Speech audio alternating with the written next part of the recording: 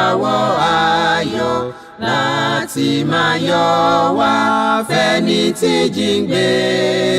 Kò sí ìjì tí ó lè bòdì dán rẹ̀.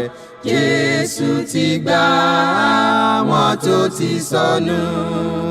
Fún mi Bíbélì, ròyìn mímọ́ dídán.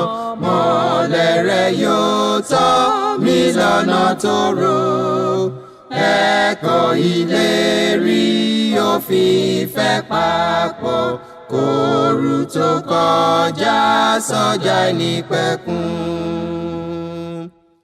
A dúpẹ́ lọ́wọ́ Ọlọ́run ẹlẹ́dàá wa. A sì kí wa káàbọ̀ sí ètò yín, ètò wa Jẹ́ kí Bíbélì sọ̀rọ̀. Èyí tí ìjọ Kristi l'Ondo àti ìjọ Kristi ní gbogbo tí wọ́n ṣe olùgbọ̀wọ́ rẹ̀. Orúkọ tèmi ni Fasonu Victor, Ajihinrere Kristi. Ẹ jẹ́ ká gbàdúrà. Ọlọ́run mímọ́, a gbé yín ga ní wákàtí yìí torí pé ẹ̀yin ni Ọlọ́run wa. Ògo, ọlá, agbára àti ìyìn forúkọ yín títí láéláé. A dúpẹ́ fún oore ọ̀fẹ́ aláìlẹ́gbẹ́ tá à ń rí gbà lọ́dọ̀ yín nígbà gbogbo, ní ibi gbogbo àti lọ́nà gbogbo. Ògo ni forúkọ yín títí láéláé. Ọ̀rọ̀ yín ẹ jẹ́ kó jáde pẹ̀lú ọwọ́ agbára.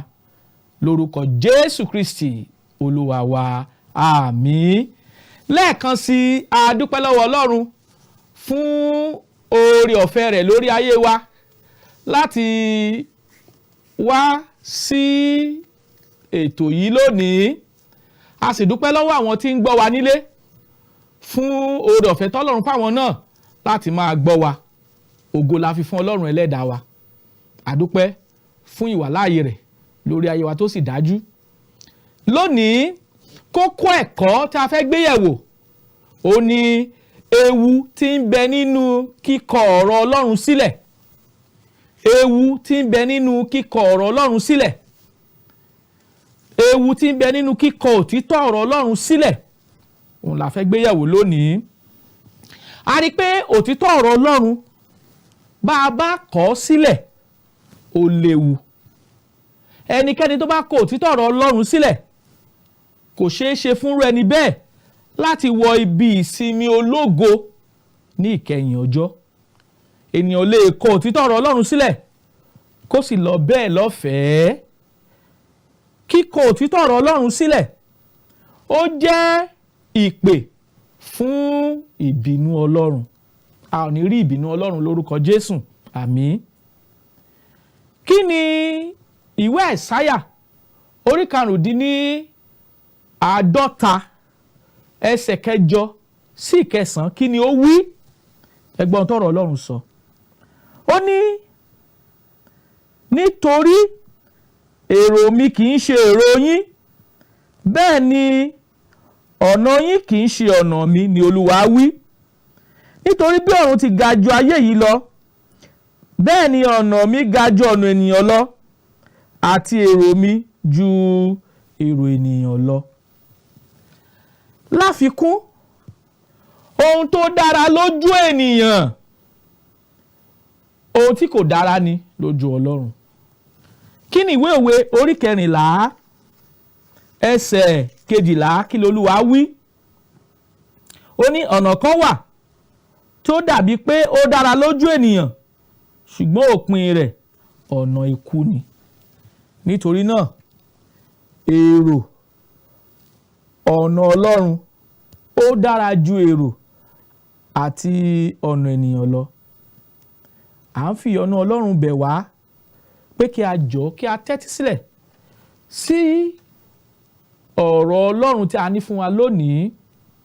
Ewu tí ń bẹ nínú kíkọ òtítọ́ ọ̀rọ̀ Ọlọ́run sílẹ̀. Tí a bá wo Bíbélì dáradára, a rí pé òtítọ́ tàbí òtítọ́ Ọlọ́run ó farahàn ní ọ̀nà 4 nínú Bíbélì. Ìtumọ̀ tá à ń pè ní òtítọ́ tàbí òtítọ́ Ọlọ́run ó farahàn ní ọ̀nà 4 nínú Bíbélì. Ọ̀nà àkọ́kọ́, a pè Jésù Kristi ní òtítọ́. Kí ni ìwé Jòhánù orí 14 nígbà tá kíyèsí ẹsẹ̀ 6 rẹ̀ sọ fún wa? Jésù wá ó sì sọ pé èmi ni ọ̀nà òtítọ́ àti ìyè, kò sẹ́ni tó lè wá sí ọ̀dọ̀ bàbá bí kò ṣe nípasẹ̀ mi. Àlàyé àkọ́kọ́, ìtumọ̀ àkọ́kọ́ tí a ṣe nípa òtítọ́ nínú ọ̀rọ̀ Ọlọ́run nìyí. Èkejì, a sọ fún wa pé ọ̀rọ̀ Ọlọ́run a mọ̀ sí òtítọ́. Kí ni ìwé Jòhánù orí 17 ẹsẹ̀ 17 kọ́ wa? Ó ní sọ wọ́n di mímọ́ nípa òtítọ́, ọ̀rọ̀ rẹ òtítọ́. Ìkẹta, àti wo ìtumọ̀ tí a ń pè ní òtítọ́ tàbí òtítọ́ ọ̀rọ̀ Ọlọ́run. A kà pé Jésù Kristi ó pera rẹ̀ ní òtítọ́. Èkejì, a rí pé ọ̀rọ̀ Ọlọ́run òtítọ́ ni, a sì ń fi àwọn ẹsẹ̀ Bíbélì gbé lẹ́sẹ̀. Ìkẹta ni pé ẹ̀mí mímọ́ a pè ní òtítọ́. Kí ni ìwé Jòhánù kínní? Jòhánù kínní pàtàkì sí orí 5, kí ni ẹsẹ̀ 6 rẹ̀ kọ́ wa? À ń sọ̀rọ̀ nípa òtítọ́ ọ̀rọ̀ Ọlọ́run. Kí lẹsẹ̀ 6 Jòhánù kínní orí 5 kí ló kọ́ wa nípa òtítọ́ ọ̀rọ̀ Ọlọ́run? Ẹsẹ̀ 6 ó ní èyí ni ẹni tí ó wá pẹ̀lú omi àti ẹ̀jẹ̀, àní Jésù Kristi, kì í ṣe pẹ̀lú omi nìkan bí kò ṣe pẹ̀lú omi àti ẹ̀jẹ̀. Ẹ̀mí ni ó ń jẹ́rìí nítorí òtítọ́ ni ẹ̀mí. Àti rí níbẹ̀. Ìkẹrin, à ń pe kéèyàn máa hùwà òtítọ́ tàbí gbé ìgbé ayé òtítọ́ gẹ́gẹ́ bí òtítọ́. Kéèyàn máa gbé ìgbé ayé òtítọ́, kéèyàn máa sọ̀rọ̀ òtítọ́, a tún pè é ní òtítọ́. Ọ̀rọ̀ Ọlọ́run gan sọ fún wa níbẹ̀ nínú ìwé Éfésù orí 4 nígbà tá a kíyèsí ẹsẹ̀ 25 kí l'Olúwa wí. Ìwé Éfésù orí 4 ẹsẹ̀ 25 25 kí l'Olúwa bá wa sọ. Ó ní nítorí náà ẹ fi èké ṣíṣe sílẹ̀, kí olúkúlùkù yín kí ó máa bá ọmọnìkejì rẹ̀ sọ òtítọ́, nítorí ẹ̀yà ara ọmọnìkejì wa ni àwa ń ṣe. So ní onírúurú ọ̀nà 4 nínú Bíbélì tá a ti sọ̀rọ̀ ìtumọ̀ òtítọ́ tàbí tá a fi òtítọ́ wé, àfiwé Jésù Kristi. Jésù ni òtítọ́. A sọ fún wa pé ọ̀rọ̀ Ọlọ́run òtítọ́ ni. A sọ fún wa pé ẹ̀mí mọ́ òtítọ́ ni. A sọ fún wa pé sọ̀rọ̀ òtítọ́ kí èké kí ó má ṣe sí lẹ́nu wa òtítọ́ ni. Ẹ jẹ́ ká wo àwọn àpẹẹrẹ láti abẹ́ májẹ̀mú láéláé, àwọn tí wọ́n kọ òtítọ́ ọ̀rọ̀ Ọlọ́run tàbí tí wọ́n kọ ọ̀rọ̀ Ọlọ́run sílẹ̀. Ká wo irú ìjìyà èyí tí Ọlọ́run fi jẹ wọ́n nínú Bíbélì. Ẹni àkọ́kọ́ ó ní Nádàbù àti Àbíhù, èyí tá a rí nínú ìwé Lẹ́fẹ́tíkù orí 10 ẹsẹ̀ 1 sí 10. Nígbà tí Ọlọ́run gbé òfin rẹ̀ kalẹ̀ tí a mọ̀ sí òtítọ́, torí pé a ti rí kà pé ọ̀rọ̀ Ọlọ́run òtítọ́ ni. Ọlọ́run ní àwọn ọmọ Léfì tó bá fẹ́ rúbọ lórí pẹpẹ, wọn kò gbúdọ̀ mú iná ní òde pẹpẹ. Iná gbúdọ̀ máa wà lórí pẹpẹ títí. Àṣẹ àti òtítọ́ ọ̀rọ̀ Ọlọ́run ni pé wọn kò gbúdọ̀ múná ní òde pẹpẹ. A rí àpẹẹrẹ Nádàbù àtàbíhù, èyí tí wọ́n lọ mú iná ní òde pẹpẹ. Àsìkò tó ṣẹlẹ̀ sí wọn nínú ìwé Lẹ́fẹ́tíkù orí 10 ẹsẹ̀ 1 sí 10 ni pé lẹ́sẹ̀kẹsẹ̀ níná ti ọ̀dọ̀ Ọlọ́run wá, ó sì jó wọn run. Wọ́n ṣe lòdì sí ọ̀rọ̀ àti òtítọ́ tí Bíbélì gbé kalẹ̀. Àdẹ̀wárí kà pé lábẹ́ májẹ̀mú láéláé, ẹnikẹ́ni tó bá ṣe lòdì sí òfin àti ìlànà Ọlọ́run ẹsẹ̀kẹsẹ̀ ní ìjìyà wọn ń dé. So Nádàbù àtàbíhù iná jó wọn run nítorí pé wọn ò dúró lórí òtítọ́ ọ̀rọ̀ tọ́lọ́run ti gbé kalẹ̀ pé àwọn ọmọ Léfì wọn kò gbúdọ̀ mú iná láti fi ṣèrúbọ lórí pẹpẹ ní òde pẹpẹ. Àwọn sì wò pé iná ni iná ń jẹ́, iná tó wà lórí pẹpẹ àti tó wà lóde pẹpẹ iná náà ni. Ṣùgbọ́n Ọlọ́run ti fi àṣẹ lélẹ̀ pé iná kò gbúdọ̀ kú lórí pẹpẹ, iná gbúdọ̀ wà níbẹ̀ títí tó bá fẹ́ ṣe ìrúbọ kí ìrúbọ kan, wọ́n gbúdọ̀ mú iná lórí pẹpẹ, wọ́n kò gbúdọ̀ múná ní òde pẹpẹ. Nítorí pé wọ́n ṣe lòdì sí òtítọ́ ọ̀rọ̀ Ọlọ́run, a sì fìyà ikú jẹ wọ́n, iná wá látòkè ó sì jó wọn run. À ń rọ̀ àwọn tó ń wò wá nílé kí wọ́n wo bíbélì ìwé Lẹ́fẹ́tíkù orí 10 ẹsẹ̀ 1 sí 10. Èkejì nínú àpẹẹrẹ ó ní ọ̀dọ́mọkùnrin wòlíì èyí tí Ọlọ́run gbé dìde láti ìlú kan tí a ń pè ní Júdà kó lọ sọ tẹ́lẹ̀ fún Jeroboamu nípa iṣẹ́ ìsìn rẹ̀ àti bó ti ń mú ọ̀pọ̀lọpọ̀ àwọn ènìyàn bọ òrìṣà. A lè rí ìtàn yìí ní ìwé Ọba Ìkíní orí 13 pàtàkì ẹsẹ̀ 1 sí ẹsẹ̀ 26 1-26. Ọlọ́run gbé ọ̀dọ́mọdé wòlíì kan dìde kó lọ ránṣẹ́ sí Jeroboamu pé ìsìn rẹ̀ sí òrìṣà Ọlọ́run yóò bẹ̀ẹ́ wò. Bí ó ti dé ọ̀dọ̀ Jeroboamu tí ń ṣe ọba àkọ́kọ́ ní Ísírẹ́lì nígbà tí Júdà àti Ísírẹ́lì tí wọ́n pínyà. Nígbà tí ọ̀dọ́mọdé wòlíì dé ọ̀dọ̀ Jeroboamu ó sọ ọ̀rọ̀ Ọlọ́run fún. Ọ̀pọ̀lọpọ̀ ìṣẹ̀lẹ̀ ló ṣẹlẹ̀, ṣùgbọ́n kókó tá a fẹ́ mú jáde ni pé nígbà tó sọ̀rọ̀ Ọlọ́run fún tán tọ́lọ́run sì ti ọwọ́ wòlíì ọkùnrin yìí tó ṣiṣẹ́ ìyanu nínú ìgbé ayé Jeroboamu.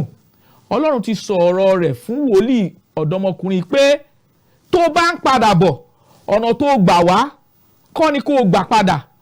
Bẹ́ẹ̀ ni o kò gbúdọ̀ dúró nínú ìlú náà, o kò gbúdọ̀ jẹ, bẹ́ẹ̀ ni o kò gbúdọ̀ mu, bẹ́ẹ̀ ni o gbúdọ̀ jókòó, o gbúdọ̀ gba ibòmíràn padà sí ibùjókòó rẹ̀. Ọlọ́run ti sọ àsọtẹ́lẹ̀, Ọlọ́run ti fún ní òfin àti ìlànà.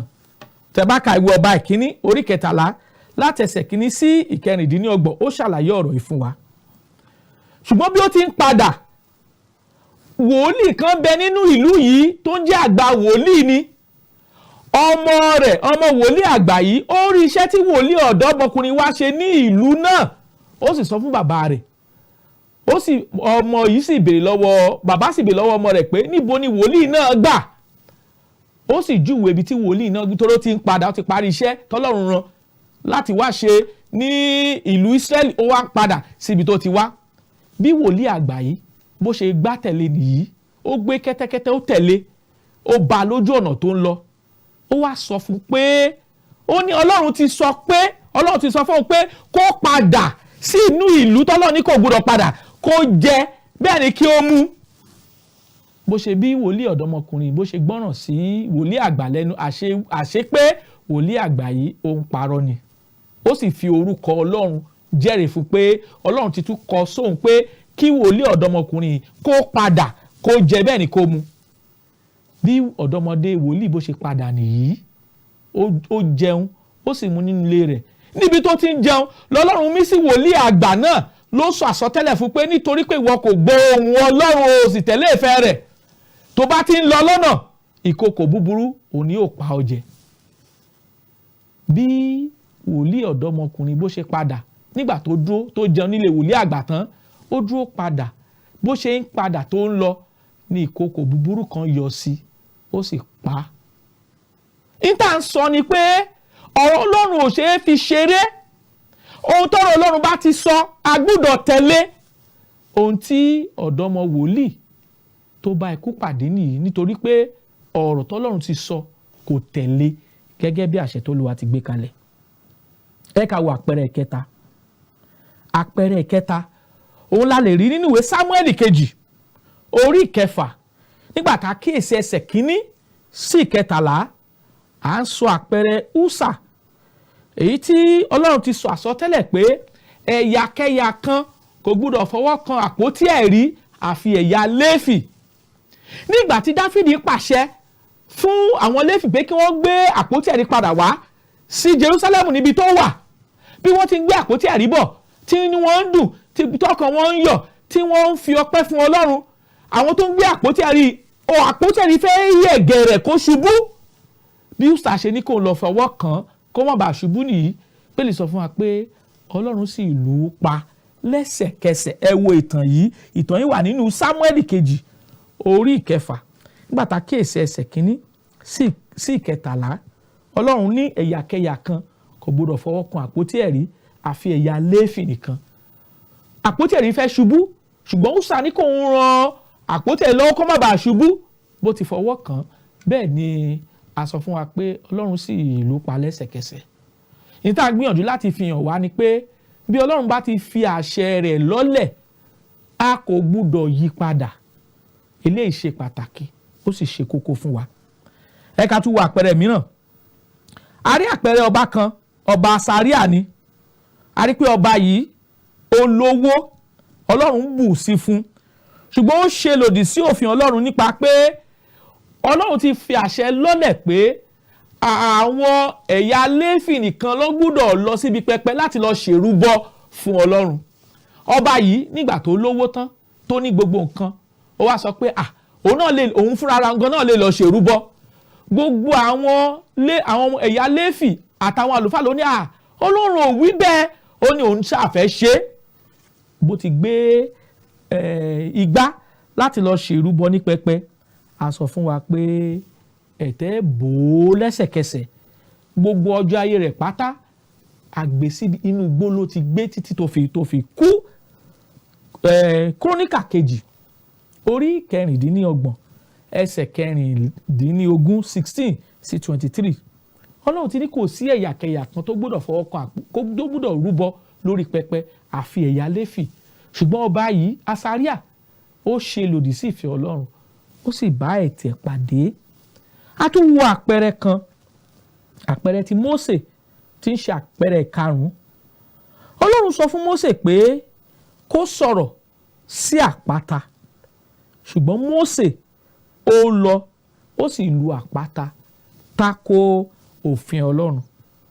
A rí pé ohun tí Mósè ṣe yìí Ọlọ́run kà á sí Mósè lọ́rùn gẹ́gẹ́ bí àìgbàgbọ́. Tẹ́ bá wo ìwé Númérì orí 20 nígbà tá a kíyèsí ẹsẹ̀ 12, ohun tí Ọlọ́run kà á fún Mósè ní gẹ́gẹ́ bí àìgbàgbọ́. Ọlọ́run sọ fún Mósè pé sọ̀rọ̀ sí àpáta omi yóò sì jáde. Ṣùgbọ́n Mósè ṣe lòdì, ó lọ fi ọ̀pá rẹ̀ ó fi lu àpáta. Ìwé Númérì orí 20 ẹsẹ̀ 12.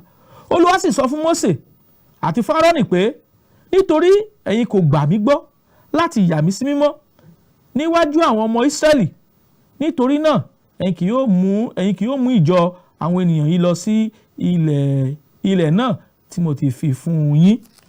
Ẹ wo àpẹẹrẹ tá a rí nínú abẹ́ májẹ̀mú láéláé nípa pé kí ènìyàn kọtí ikú sí òtítọ́ ọ̀rọ̀ Ọlọ́run.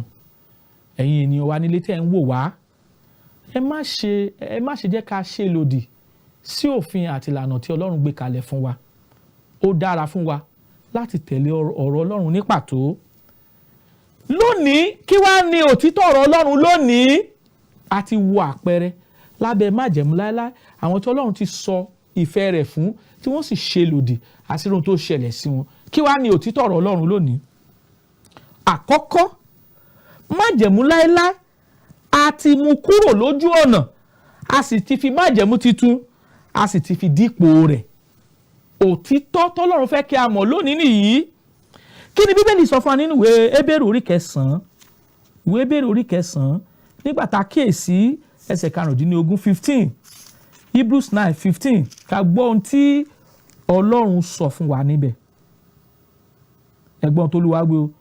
Àti nítorí èyí ni ó ṣe jẹ́ alárinà májẹ̀mú titun pé bí ikú ti ń bẹ fún ìdáǹdè àwọn ìrékọjá tí ó wà lábẹ́ májẹ̀mú ìṣáájú, kí àwọn tí a ti pè lè rí ìlérí ògo aláìnípẹ̀kun gbà. Nítorí níbi tí ìwé ogún bá gbé wà, ikú ẹni tí ó ṣe kò lè ṣe àìsí pẹ̀lú. Nítorí ìwé ogún ní agbára lẹ́yìn ìgbà tí ènìyàn bá kú, kì í ṣe nítorí kò ní agbára rárá nígbà tí ènìyàn bá ń bẹ láàyè. Nítorí náà ni a kò ṣe ya májẹ̀mú ìṣáájú pàápàá sí mímọ́ láìsí ẹ̀jẹ̀. Ìtàn sọ ni pé Ọlọ́run ti gbé májẹ̀mú tuntun kalẹ̀ fún wa lónìí. Májẹ̀mú yìí la gbọ́dọ̀ tẹ̀lé tí a bá fẹ́ ṣe ìfẹ́ Ọlọ́run. Bí a bá lọ sínú májẹ̀mú láéláé láti lọ ṣe ìfẹ́ Ọlọ́run nínú ìsìn àwọn kìrìsìtẹ́nì lónìí, kò bá ìfẹ́ Ọlọ́run mu. ṣíṣe lòdì sí òtítọ́ ọ̀rọ̀ Ọlọ́run lélẹ́yìí. Ẹ lè tún wo ìwé Hébérù orí 10 nígbà tá a kíyèsí ẹsẹ̀ 9 rẹ̀. Ẹsẹ̀ 9 sọ pé nítorí náà ni wípé kíyèsí mo dé láti ṣèfẹ́ rẹ̀ Ọlọ́run, ó mú ti ìṣáájú kúrò kí ó lè fi ìdí ìkejì múlẹ̀, àti mú májẹ̀mú àkọ́kọ́ àti mú kúrò, àti fi májẹ̀mú titun dípò májẹ̀mú àkọ́kọ́. Nípa bẹ́ẹ̀ a ò sí lábẹ́ ìsìn májẹ̀mú àkọ́kọ́ mọ́. Májẹ̀mú láéláé ó dáa fún ìtọ́ni àti ẹ̀kọ́ wa lónìí. Ìwé Róòmù orí 15 ẹsẹ̀ 4 kí l'Olúwa sọ fún wa níbẹ̀. Ọlọ́run sọ fún wa nínú ìwé Róòmù orí 15 nígbà tá a kíyèsí ẹsẹ̀ 4. Gbogbo tá a rí nínú ìwé májẹ̀mú láéláé ó ń dúró fún ẹ̀kọ́ fún wa lónìí. Ẹ wo ẹsẹ̀ 4 ìwé Róòmù orí 15 ẹsẹ̀ 4. Nítorí ohunkóhun tí a ti kọ tẹ́lẹ̀ a kọ fún kíkọ́ wa pé nípa sùúrù àti ìwé mímọ́ kí a lè ní ìrètí. Gbogbo ìṣẹ̀lẹ̀ tó ṣẹlẹ̀ sáwọn tó wà lábẹ́ májẹ̀mú láéláé ó ń kọ́ wa lẹ́kọ̀ọ́ ni, kí àwa tá a wà lónìí ká lè mọ̀ bá ṣe sìn Ọlọ́run ní ìfẹ́ àti ìlànà tó Olúwa gbé kalẹ̀. Ìkẹta, ní báyìí a wà lábẹ́ ẹ̀kọ́ àti ìlànà májẹ̀mú titun nípasẹ̀ Jésù Kristi. Lónìí Ọlọ́run bá wa sọ̀rọ̀ nípasẹ̀ Jésù Kristi ọmọ rẹ̀ nìkan. Ọmọ rẹ̀ Jésù Kristi la gbọ́dọ̀ gbọ́ràn sí lẹ́nu nínú ohun gbogbo. Ẹgbọ́n tí ìwé Hébérù orí 1 ẹsẹ̀ 1 sí 2 ẹgbọ́n tó Olúwa wí fún wa níbẹ̀. Ìwé Hébérù orí 1 ẹsẹ̀ 1 sí 2 ẹgbọ́n tó Ọlọ́run sọ. Ó ní Ọlọ́run ẹni ní ìgbà púpọ̀ àti onírúurú ọ̀nà tó ti pa àwọn bàbá bá wa sọ̀rọ̀ nípasẹ̀ àwọn wòlíì ní ìkẹyìn ọjọ́ wọ̀nyí. Ó ti pàṣẹ ọmọ rẹ̀ bá wa sọ̀rọ̀, ẹni tó fi ṣe àjogún ohun gbogbo nípasẹ̀ ẹni tó dá àwọn ayé pẹ̀lú. Ọlọ́run ń bá wa sọ̀rọ̀ nípasẹ̀ Jésù Kristi, nípasẹ̀ májẹ̀mú titun tó ti gbé kalẹ̀ fún wa. Ọlọ́run tilẹ̀ sọ gbangba pé a gbúdọ̀ tẹ́tí sí lónìí.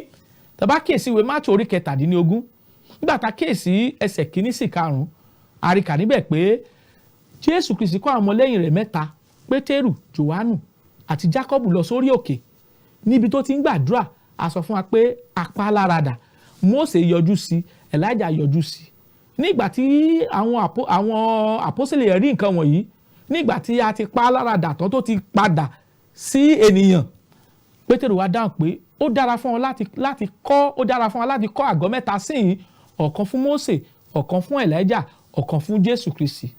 A rí kà níbẹ̀ pé nígbà tá kíyèsí ẹsẹ̀ 5 òun náà ti ọ̀run wá, ó sì sọ pé èyí ni àyànfẹ́ ọmọ mi, ẹni tí inú mi dùn sí gidigidi, ẹ máa gbọ́ tirẹ̀. Jésù Kristi la gbọ́dọ̀ gbọ́ tirẹ̀ lónìí. Òtítọ́ ọ̀rọ̀ Ọlọ́run tọ́lọ́run ti fi hàn wá nìyí. A lè rí eléyìí nínú ìwé Mátíù orí 17 ẹsẹ̀ 1 sí 5. Òtítọ́ tí Ọlọ́run tún fi hàn wá tá a gbọ́dọ̀ tẹ̀lé ni pé Jésù Kristi ti gbé ìjọ kan ṣoṣo kalẹ̀ gẹ́gẹ́ bí ẹ̀rí fún gbogbo ayé lónìí.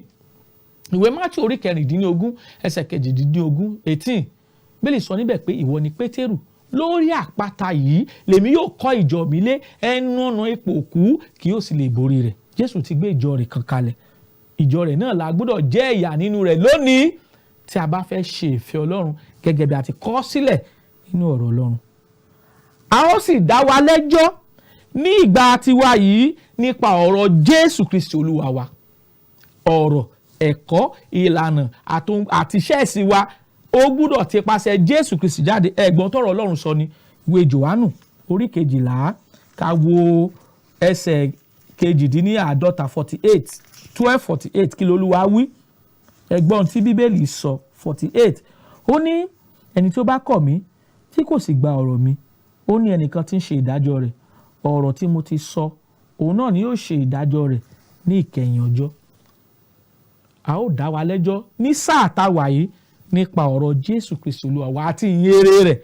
Ìwé Róòmù orí 2 nígbà tá kíyèsí ẹsẹ̀ 16 a sọ fún wa níbẹ̀ pé a ó dájọ́ gbogbo àṣírí gbogbo ènìyàn nípasẹ̀ ìyìnrere Jésù Kristi.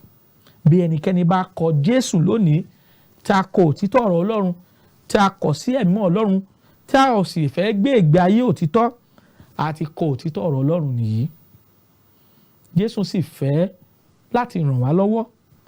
Ó ń fẹ́ kí a wá sí ọ̀dọ̀ rẹ̀, kò fẹ́ ká kọtí kún ìfẹ́ rẹ̀, nítorí òtítọ́ ni ọ̀rọ̀ náà, ó sì yẹ fún ìtẹ́wọ́gbà pé Jésù Kristi wá sínú ayé láti gba ẹlẹ́ṣẹ̀ là, nínú èyí tí mo jẹ́ àgbà. Kí la gbọ́dọ̀ ṣe láti tẹ̀lé òtítọ́ Jésù Kristi, láti tẹ̀lé òtítọ́ tá a ní fún wa lónìí? Ó ní pé a gbọ́dọ̀ gbọ́ òtítọ́ ọ̀rọ̀ Ọlọ́run. Ìwé Róòmù orí 8 nígbà tá a kíyèsí ẹsẹ̀ 24 ó ní tẹ̀yin kò bá gbàgbọ́ pé èmi ni, ó lẹ́yìn ó ṣègbé nínú ẹ̀ṣẹ̀ yín. A ní láti ronúpìwàdà. Ìwé Lúùkù orí 13 ẹsẹ̀ 3 Bíbélì sọ fún wa níbẹ̀ pé tí ẹ̀yin kò bá ronúpìwàdà ẹ ó ṣègbé bẹ́ẹ̀ gẹ́gẹ́. A ní láti fẹnu ara wa jẹ́wọ́ ìgbàgbọ́ pé Jésù Kristi ọmọ Ọlọ́run ní í ṣe. A ní láti ṣe ìbáptísí fún ìmúkúrò ẹ̀ṣẹ̀. A ní láti di ẹ̀yà nínú ìjọ tá a rí nínú Bíbélì tí ń ṣe ìjọ Kristi. Iṣẹ́ Àpọ́stélì orí 2 ẹsẹ̀ 57 tó sọ pé wọ́n yin Ọlọ́run wọ́n sì ní ojúre lọ́dọ̀ ènìyàn gbogbo. Olúwa sì yàn kún ìjọ lójoojúmọ́ àwọn ẹni tí à ń gbàlà. A ní láti gbà gbogbo ẹ̀kọ́ àti ìlànà tí Jésù Kristi Olúwa wa kọ́ wa, nítorí pé ẹ̀kọ́ Jésù Kristi ó dúró fún ìgbàlà ọkàn wa. Àdúrà wa sí Ọlọ́run ni pé Olúwa yóò kọ́ wa mọ̀ ọ́ ṣe, Olúwa yóò fi òtítọ́ rẹ̀ hàn wá lórúkọ Jésù Kristi Olúwa wa. Àmín. Tẹ́ bá ní ìbéèrè tàbí ìgbaniníyànjú nínú ọ̀rọ̀ Ọlọ́run, ẹ lè pè sí àwọn nọ́mbà yìí 080 57 444 902 tàbí 080 65 71 7023. Màá tún pè 080 57 444 902 tàbí 080 65 71 7023. Àdúrà wa sí Ọlọ́run ni pé Olúwa yóò fìfẹ́ rẹ̀ hàn wá, yóò sì kọ́ wa mọ̀ ọ́ ṣe lórúkọ Jésù Kristi Olúwa wa. Àmín. Fún mi ní Bíbélì ìràwọ̀ ayọ̀ láti máa yọ̀ wá fẹ́ni tí jíǹgbé, kò sí ìjì tí ó lè bòdì dán rẹ̀. Jésù ti gbà àwọn tó ti sọnù. Fún mi Bíbélì ìròyìn mímọ́ dídán, mọ́lẹ̀ rẹ̀ yóò tọ́ mi lọ́nà tòrò. Ẹ̀kọ́ ìlérí òfin ìfẹ́ papọ̀, kóòrù tó kọjá sọ́jà ìnípẹ̀kun.